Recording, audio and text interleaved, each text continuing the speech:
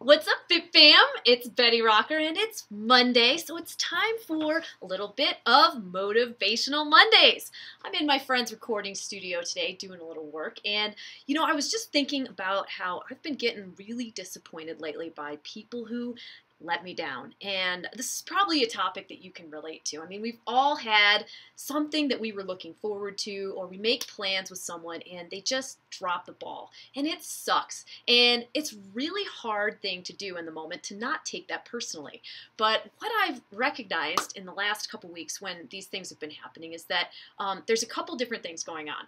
First of all, when people are dropping the ball and letting us down, 9 times out of 10, it's not personal. It's not about us. But it stings anyway, doesn't it? I mean, because we kind of feel like the amount of value that someone places on our time is a direct correlation to how much they care about us. And that can be true, but it's not always the case that people are dropping the ball because they don't care about us. Sometimes there's other stuff going on and, their life happens, right? I'm sure we've all dropped the ball on someone in our own lives and things couldn't be helped.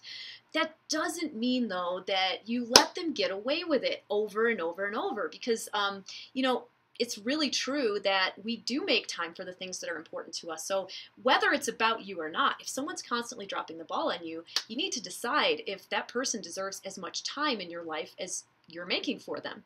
The second thing is kind of more about us. So when we get hurt by a situation that happens, especially when it's involving someone else, we have to remember that what we're dealing with is our own expectation. We put an expectation on the way that we think a situation is going to turn out. We put expectations on other people's behavior, and it's a very natural, very human thing to do. But it's not a good idea to actually cling to those expectations. In fact, the best thing you can do is recognize that you had an expectation of the way something was going to turn out. And right or wrong, yes or no, right or left, whatever the case may be, we have a part in how we feel about situations. And instead of blaming other people for the way that we feel, we just have to take ownership of the fact that we had an expectation and we made ourselves feel that way. So remember what I was talking about last week with the red and green lights and how sometimes it feels like you're stopped at a red light and it's slowing down your progress.